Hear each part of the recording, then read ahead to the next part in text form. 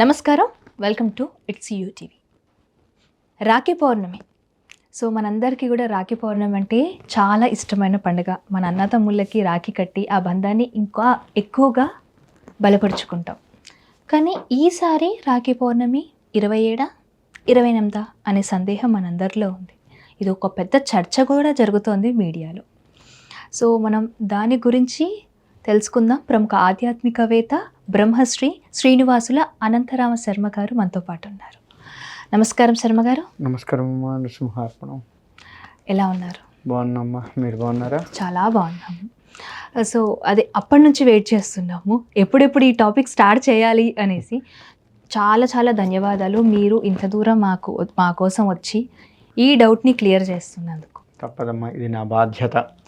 ఎందుకంటే పురోహిత వృత్తిలో ఉన్నాను. ఆధ్యాత్మికంగా అందరినీ ఎదిగేట్లుగా చేయడం నా వృత్తి. కాబట్టి ఎక్కడికైనా రావాలి, అందరినీ ఆధ్యాత్మికంగా ఎదుగుదల ఉండేట్లుగా చూసుకోవాలి. రాఖీ పౌర్ణమి శ్రావణ మాసంలో వస్తుంది. 27 28 ఎందుకు ఆ చర్చ జరుగుతోంది? ఇక్కడ ఎందుకు జరుగుతుంది అంటే, మనకి తిథులు ఎక్కువ తక్కువలో వస్తూ ఉంటాయి. వచ్చినప్పుడు ఎక్కువ శాతం ఎక్కువ మంది లెక్క వేసేది ఏంటయ్యా అంటే, సూర్యోదయం ఉన్నప్పుడు ఏ తిథి అయితే ఉంటుందో ఆ రోజు మొత్తం అదే తిథి లెక్క వేయాలి అన్నట్లుగా చాలామంది అంటూ ఉంటారు. అసలు కూడా ఎక్కువ శాతం అదే జరుగుతూ ఉంటుంది మనకి. మనం ఏ పండగ చేసినా, శ్రీరామనవమి కానీ ఇటువంటి ఏమన్నా వస్తే కూడా, శ్రీరామనవమి కూడా ఒక్కొక్కసారి సందిగ్ధంలో వస్తుంటుంది. ఇలా ఏ పండగ వచ్చినా సూర్యోదయం అప్పుడు ఉన్నటువంటి తిథిని మాత్రమే మనం తీసుకొని చేస్తూ ఉంటాం. ఇక్కడ మనకి 27వ తారీఖు వచ్చేసి సూర్యోదయం అప్పుడు పౌర్ణమి లేదు, చతుర్దశి ఉంది. తర్వాత నిమ్మలంగా పౌర్ణమి వచ్చింది. అయితే ఈ తర్వాత వచ్చిన పౌర్ణమి, సూర్యోదయం అప్పుడు లేనటువంటి పౌర్ణమి ఆబ్దికాలు ఒకవేళ పెట్టుకునే వాళ్ళు ఉంటే ఆ సమయం 12 గంటలప్పుడు ఉన్నటువంటి తిథిని లెక్క వేసి చేస్తూ ఉంటారు. కాబట్టి సూర్యోదయం అప్పుడు 28వ తారీఖే ఉంది. కాబట్టి 28వ తారీఖు రోజు మాత్రమే రాఖీ పండుగ చేసుకోవాలి అని చెప్తూ ఉంటారు. అలాగే శర్మ గారు, రాఖీ 28వ తారీఖు ఏ టైంకి కట్టుకుంటే బాగుంటుంది? 28వ తారీఖు శుభ సమయాన్ని కనుక లెక్క వేసుకుంటే 10 గంటల 11 నిమిషాల నుంచి 50 నిమిషాల వరకు ఉంది. ఈ మధ్యకాలంలో రాఖీని కట్టుకోవచ్చు. కొందరు అన్న తమ్ముళ్ళు ఎవరైతే ఉంటారో వాళ్ళు దూరంగా ఉంటారు. అక్క చెల్లెలకి సమయం సరిపోక చాలా దూరంగా ఉండడం వల్ల ఇంకో రోజు కట్టుకోవాలంటే అది ఎప్పుడు కట్టుకోవచ్చు? మళ్ళీ అమ్మ, సమయం సరిపోవట్లేదు, నేను రాలేకపోతున్నాను, ఏమీ అనుకోకు, ఇటువంటి మాటలు తప్పించుకునే మాటలు, ప్రేమ లేని మాటలు. తన సోదరుడి మీద, తనకి అక్క కావచ్చు, చెల్లె కావచ్చు, ప్రేమ లేక నేను రాలేకపోతున్నాను అన్న మాటలు. నిజంగా చెప్పాలి అంటే అసలు ఇప్పుడు నేను చెప్పబోయే విషయాన్ని కనుక లెక్క వేసుకుంటే, నిజంగా సోదర సోదరీమణుల మధ్య, అక్క చెల్లెళ్ళు, అక్క తమ్ముళ్ళు, అన్నా చెల్లెళ్ళు, వీళ్ళ మధ్య కనుక ఒరిజినల్ ప్రేమ కనుక మొదటి నుంచి ఉండి, అదే ప్రేమ, చిన్నప్పుడు ఉన్నటువంటి ప్రేమ చనిపోయేంత వరకు కూడా ఉన్నట్లయితే ఈ సోదర సోదరీమణులకు ప్రతిరోజు రాఖీ పండుగ. దానికి స్పెషల్గా ఒక రోజు అనేది లేదు. అది లేక మనము ఒక రోజుగా నిర్ణయించుకొని చేసుకునే కర్మ మన భారతదేశానికి పట్టింది. మన భారతదేశానికి ఒక్కటే కాదు, చాలా దౌర్భాగ్యంతో కూడుకున్న పండుగలు చేస్తూ ఉన్నాము. రాఖీ పండుగ ఒకటి, ఇప్పుడు మీరు అన్నట్లు మదర్స్ డే ఒకటి, తల్లికి ఒక రోజు ఏంటి, ఫాదర్స్ డే ఒకటి, ఫ్రెండ్షిప్ డే ఒకటి. ఇవన్నీ ఒక రోజు ఏంటి? వీళ్ళందరూ కూడా మనకు కావాల్సిన వాళ్ళే కదా. అక్క కానీ చెల్లె కానీ మనకు కావాలి, తండ్రి తల్లి ఖచ్చితంగా కావాలి, అవునా? మరి ఇంత బాగా కావాలి, వీళ్ళతో పాటు స్నేహితులు కావాలి. మనకి అడుగడుగున ప్రోత్సాహం ఇస్తూ చేస్తూ ఉన్నటువంటి వాళ్ళు కూడా స్నేహితులు భాగంగా ఉన్నారు మనకి. ఈ నలుగురు కావలసిన వాళ్ళైనప్పుడు ఈ నలుగురికి ఒక రోజు పెట్టడం ఏంటి అంటే, ఆ ఒక్క రోజు మాత్రమే నువ్వు కలుస్తావా? మిగతా రోజుల్లో వాళ్ళని కలవ్వా? వాళ్ళతో మాట్లాడవా? వాళ్ళ బాగోగులు చూసుకోవా? నేను కొడుకుని, మా అమ్మ నాన్నకు ఫాదర్స్ డే రోజే కనపడతాను, మిగతా రోజు కనపడండి. ఈ సంవత్సరం లోపు వాళ్ళు ఏం కావాలి? ఈ ఫాదర్స్ డే కనపడ్డాను నా తండ్రికి, మళ్ళీ ఫాదర్స్ డే కనపడతాను, విషెస్ చెప్తాను. ఈ సంవత్సరం వరకు ఏం కావాలి వాళ్ళు? ఇది మన దౌర్భాగ్యం. అవునా? ఇటువంటి తప్పులు మనం చాలా చేస్తున్నాం. నిజంగా ఈరోజు నేను ఒక న్యూస్లో చూశాను. ఒక పిచ్చివాడు రాఖీ పట్టుకొని రోడ్ల మీద తిరుగుతూ స్కూల్కి వెళ్తున్న ఒక బాలిక, వాళ్ళు స్కూల్ బస్ కోసమో దీనికోసం వెయిట్ చేస్తున్నారు. వెయిట్ చేస్తున్న మూమెంట్లో ఆ రాఖీ పట్టుకొని ఆమెను అడిగాడు, రాఖీ కడతావా అని. ఆయన చేతిలో కర్ర ఉంది. ఆ అమ్మాయి భయపడుతూ ఉంది, కానీ ధైర్యం చేసింది, ఏదైతే అది అయింది అన్నట్లుగా వెళ్ళి రాఖీ కట్టింది. బాగా వైరల్ అవుతుంది అది. చూడండి, తనకు రాఖీ కడితే తను ఇట్లా జేబుట్లా అనుకొని ఏమీ లేవు నా దగ్గర ఇవ్వటానికి అన్నాడు. ఏమొద్దు అంటే తన చేతి కర్ర ఇచ్చాడు, ఇది ఉంచు అని. అంటే అంత అటువంటి వాడికి కూడా రాఖీ కట్టుకోవాలి, నాకు చెల్లె ఉండాలి, లేదు నాకు అక్క ఉండాలి అనిపించి రాఖీ కట్టిన తర్వాత ఆ అమ్మాయి చాలా చిన్నది అతని కంటే, వంగి నమస్కారం చేశాడు. అంత పిచ్చివాడికి సంస్కారం ఉంది. మనం మాత్రం ఇందాక మీరు అడిగినట్టుగా నాకు కుదరట్లేదు, ఏ రోజు కట్టుకోవాలి, ఇంత దౌర్భాగ్యంలో మనం ఉన్నాం. అంటే పిచ్చివాడి కంటే హీనంగా ఉన్నాం మనం. ఇది ఒకటి. గతంలో కొన్ని వైరల్ అయినాయి. ముసలామె దరిదాపు 95 ఏళ్ళు ఉండొచ్చు. ఆమె తన సోదరుడికి రాఖీ కట్టడం కోసంగా నడుచుకుంటూ ఇంకొక ఊరు వెళ్ళి రాఖీ కట్టి తన అన్నతో ఆ పూట ఉండి మళ్ళీ తన ఊరికి వెళ్ళింది. అంటే చూడండి, వెనకట వాళ్ళు ఎంత ప్రేమాప్యాయతలు పడుతున్నారు. ఇప్పటికీ నా తమ్ముడు, నా అన్నయ్య అని. మరి మనకేమైంది? ఆ ప్రేమలు ఎక్కడికి పోయినాయి? రాఖీ అంటే ఆ ఒక్కరోజా? అన్నయ్య కానీ తమ్ముడు కానీ గుర్తొచ్చేది ఆ ఒక్కరోజా? ఇంకా మన దౌర్భాగ్యం ఏంటంటే అన్నయ్య మీద ప్రేమతో, అంటే సోదరుడి మీద ప్రేమతో వెళ్ళట్లేదు. గిఫ్ట్ అయిపోయింది. ఏమిస్తాడు? అదే అడగబోతున్నాను. తప్పనిసరిగా మన హిందూ ఆచారం ప్రకారం సోదరికి ఏదో ఒక బహుమతి ఇవ్వాలా?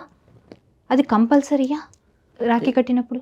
రాఖీ కట్టినప్పుడు ఖచ్చితంగా ఇవ్వాలి అనేది ఎక్కడా లేదు. మీరు అన్నదానికి ఇంకొక రీల్ కూడా నిన్న ఏమో చూశాను. అంటే సరదాగా తీశారు వాళ్ళు, ఎవరు యూట్యూబ్లో పెట్టారు. 20 రూపాయల కంటే ఎక్కువ గనక సోదరుణ్ణి రాఖీ కట్టినందుకు అడిగితే జైలు శిక్ష అని పెట్టారు. సరదాగా వచ్చింది అది. అంటే జనాలకి ఒక సోదరి మీద ఎటువంటి అభిప్రాయం ఉందో చూడండి. అంటే పీడిస్తున్నారని పెట్టారా, లేకపోతే అసలు ప్రేమలు లేవు ఈ విధంగా తయారవుతున్నారు అని పెట్టారా, ఇక వాళ్ళ మనస్సు అభిప్రాయం ఎట్లా ఉందో తెలియదు, కానీ ఇటువంటి రీల్స్ విడుదలైనాయి. అయితే రాఖీ పౌర్ణమి రోజు కొందరు రాఖీ కట్టుకోవడానికి కుదరకపోయినా, అంటే అమ్మాయి హెల్త్ ఇష్యూస్ వల్ల అయినా, అంటే మనం హారతి ఇస్తాము, కుంకుమ బొట్టు ఇవన్నీ పెడతాం కాబట్టి వీటికి దూరంగా ఉండాల్సిన సిచ్యువేషన్స్ కొన్ని అమ్మాయికి వస్తాయి. లేదా ఇలా దూరం ఉండడము, కుదరకపోవడం వల్ల ఆ రాఖీ పౌర్ణమి రోజు కట్టకపోతే కొందరు వినాయక చవితి రోజు కడతారు. అది హిందూ సాంప్రదాయం ప్రకారం, మీ పంచాంగం ప్రకారం ఎంతవరకు కరెక్ట్? మన ధర్మం ప్రకారం లెక్క వేస్తే ఆ రోజులేనే లేదు. వినాయక చవితి రోజు కట్టాలి అనేది లేదు. ఎక్కడా కూడా వినాయక చవితి రోజు రాఖీ కట్టాలి అనేది లేదు. కాబట్టి అది తప్పించుకునే మార్గం. సరే, మీరు అన్నట్లుగా ఇప్పుడు సోదరి అత్తగారింటికి వెళ్ళింది, అత్తగారింట్లో పరిస్థితుల్ని సరిగ్గా లేక వాళ్ళు పంపించకను, ఏదో లేదా వాళ్ళ ఇంటికి ఆడపడుచు రావడం వల్ల వాళ్ళ ఇంటికి ఆడపడుచు వచ్చినా తను అయితే ఆడపడుచుగా ఈమెయిల్తో వెళ్ళాలి కదా, అది అర్థం చేసుకోవాలి కదా. అది అత్తగారు అర్థం చేసుకోవాలి. అది అర్థం కుదరదు చెప్పాలి అంటే. లేదు, ఆడవాళ్ళకి ఇబ్బంది అలా ఇబ్బంది, నెల నెల వచ్చేటువంటి ఇబ్బందుల వల్ల కట్టలేకపోవడము, లేదు వాళ్ళకి సూతకాలు లాంటివి ఏదో ఇబ్బంది రావడము, చేయడము, పురుడు మైల అంటారు. అటువంటివి వచ్చినప్పుడు ఎప్పుడన్నా కట్టుకోవచ్చు, తప్పు లేదు. కానీ నువ్వు అమెరికాలో ఉన్నా సరే ఖచ్చితంగా రాఖీ పండగకి వచ్చి కట్టిపోవాల్సిందే. ఎందుకంటే ఈ సంవత్సరంలో నువ్వు ఎప్పుడు రావట్లేదా అమెరికా నుంచి, లేదు రష్యా, ఆఫ్రికా, పాకిస్తాన్ ఎక్కడున్నావో ఆ దేశం నుంచి మన దేశానికి రావట్లేదు అసలు. నువ్వు రాకుండా అట్లనే అక్కడే ఉండిపోయావా? లేవు కదా. వస్తున్నప్పుడు తన సోదరుడు మీద ప్రేమ చూపించుకోవడానికి ఆ రోజు వస్తే నష్టం ఏంటి? రాఖీ పండగ ఎలా మొదలైంది, ఎందుకు మొదలైంది, ధర్మ సందేహం చాలామందిలో ఉంది. కథ కూడా అందరికీ తెలియదు. ఇప్పుడు వరలక్ష్మి అమ్మవారి కథ తెలుసు, చాలామందికి పూజిస్తాం. అలాగే వినాయకుడి పండుగ కూడా మేము పూజ చేస్తాం కాబట్టి సమంతకమణి కథ కూడా విన్నా. రాఖీ పౌర్ణమి కథ అసలు మాకు తెలియదు. ఇక్కడ రాఖీ పండగ, అసలు రాఖీ పండగ అని మనం అంటున్నాము. మీరు కథ అన్నారు కాబట్టి చెప్తున్నాను. దీన్ని రక్షాబంధనము అనాలి. రాఖీ అని లేదు అసలు.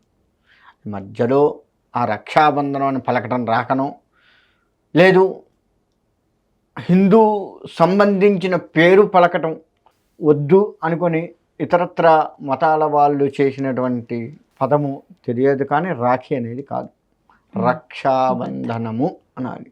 ఈ రక్షాబంధనాన్ని మనము ఎవరికి కట్టాలి అంటే, బాగా వెనకట వెళ్తే, చాలా రాజుల కాలం కిందట కనుక మనం వెళ్తే ఒక భార్య భర్తకు కట్టేది. శ్రావణ మాసంలో వచ్చింది. అది కూడా మనకి మంగళగౌరి వ్రతాలు ఉంటాయి ఈ శ్రావణ మాసంలో, వరలక్ష్మి వ్రతములు ఉంటాయి. ఈ 2 సమయాల్లో ఆ రక్షణ, ఆ కంకణం ఏదైతే ఉందో బంధనం, దాన్ని చక్కగా అమ్మవారి ముందు పెట్టి అమ్మవారి శక్తి అందులోకి వచ్చేట్లుగా పూజించుకొని, అమ్మ నా భర్త ఏ క్షణంలో యుద్ధం చేయటానికి వెళ్ళవలసి వస్తుందో తెలియదు, ఆ యుద్ధంలో నా భర్తకు ఎటువంటి ఆపద వస్తుందో తెలియదు, కాబట్టి అటువంటి ఆపదల నుంచి కాపాడి, అటువంటి యుద్ధాలకు వెళ్ళే పరిస్థితి రాకుండా, నా భర్త కష్టపడకుండా సుఖంగా తను ఉంటూ మా కుటుంబాన్ని, రాజ్యాన్ని కూడా ఉంచుతూ ఉండు తల్లి అని చెప్పి ఆ రక్ష అమ్మవారి ముందు పెట్టి పూజలు చేసి, ఈ పౌర్ణమి రోజు నిండుగా ఉంటుంది మనస్సు. చంద్రుడు పౌర్ణమి మనస్సు, చంద్రుడు మనస్సు కారకుడు. అటువంటి నిండు మనస్సుతో ఆ రోజు ఆ యొక్క పతివ్రత తన భర్తకు కట్టి అమ్మవారి యొక్క అనుగ్రహం తన భర్తకు ఉండేట్లుగా చూసుకుంది. ఇది ఒక కథ. రెండో విషయానికి వస్తే, మనకి కృష్ణుడికి ద్రౌపదీదేవి కట్టింది. అక్కడి నుంచి మనకు ప్రధానంగా మొదలైంది. అసలు కృష్ణుడికి ద్రౌపదీదేవి రక్షగా కట్టింది. ఎందుకు అంటే, నీవు ఎప్పుడూ కూడా నా భర్తను రక్షిస్తూ ఉండు, వాడు ధర్మపదంలో ఉన్నాడు, ధర్మంగా ఉన్నటువంటి వారికి అనేక రకాల కష్టాలు వస్తాయి. నీవు సాక్షాత్తు పరమేశ్వర స్వరూపం, అంటే భగవత్ స్వరూపమే, భగవంతుడే కిందికి దిగి వచ్చి నీ రూపంలో మా ముందు నడయాడుతున్నాడు, కాబట్టి నీవు సదా నా భర్తల్ని కాపాడు అని చెప్పి ఆమె కట్టింది. కట్టినందుకు, అంత ప్రేమగా తను కట్టి ఉన్నందుకు కృష్ణుడు ప్రతిసారి వీళ్ళకి కష్టం వస్తే ఆదుకుంటూ ఉన్నాడు. ఆదుకుంటూ చేస్తూ వాళ్ళకి విజయపదానికి వచ్చేలా, విజయపదం వాళ్ళని చేకూరేలా కృష్ణుడు అనుగ్రహించాడు. అక్కడి నుంచి మనకు రాఖీ వచ్చింది. చాలామంది అంటారు, కొందరు భర్తలకు కూడా కడతారు.